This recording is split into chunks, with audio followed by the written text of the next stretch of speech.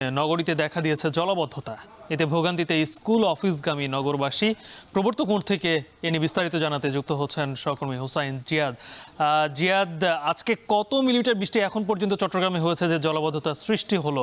আর বিশেষ করে বর্তমান সিটি কর্পোরেশন এই জলাবদ্ধতা নিরসনে এর আগে কি তারা কোনো পূর্ব প্রস্তুতি নিয়েছিল? কতটুকু চোখে পড়েছিল আপনার?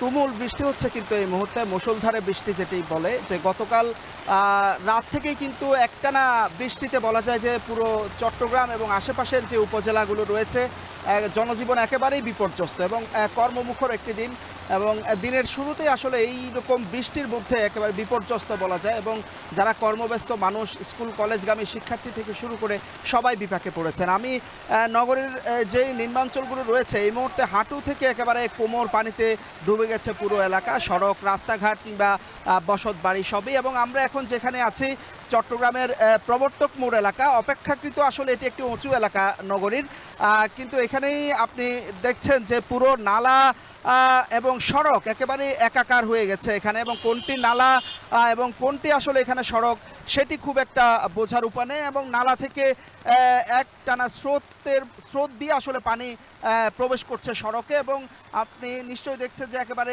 কোমর সমান পানি পার হয়ে যে ছোট ছোট বাহনগুলো বিশেষ করে রিক্সাগুলো পার হচ্ছে শুধুমাত্র, এবং অন্যান্য যেসব যানবাহনগুলো রয়েছে এই সড়কটির আশেপাশে আসলে যানবাহনগুলো গত ঘন্টা খানেকেরও বেশি সময় ধরে আসলে আটকা পড়েছে, এবং যারা আটকা পড়েছেন পানি বাড়ায় তারাও কিছুটা আতঙ্কে আছেন এই মুহূর্তে। এটি আসলে শুধু এই সড়কের দৃশ্য নয়, এই মুহূর্তে চট্টগ্রামের যে নিচু এলাকাগুলো রয়েছে নিচু এলাকার পুরোটারই দৃশ্য এখন এমন। এবং এটি আসলে আজকের যে চিত্র সেটি নয়, চট্টগ্রামে আসলে বৃষ্টিপাত হলেই এই চিত্রের মুখোমুখি হয় চট্টগ্রামের মানুষ, এই দুর্ভোগের মুখোমুখি হয় দীর্ঘ সময় ধরে।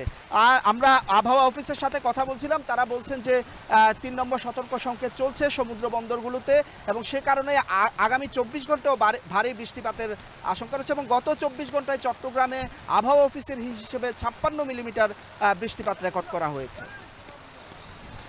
কাল রাত থেকে এখন পর্যন্ত চট্টগ্রামে মুষলধারে বৃষ্টি হচ্ছে, যে কারণে নগরে সৃষ্টি হয়েছে জলাবদ্ধতা। সেই খবরই জানাচ্ছিলেন সহকর্মী হুসাইন জিয়াদ।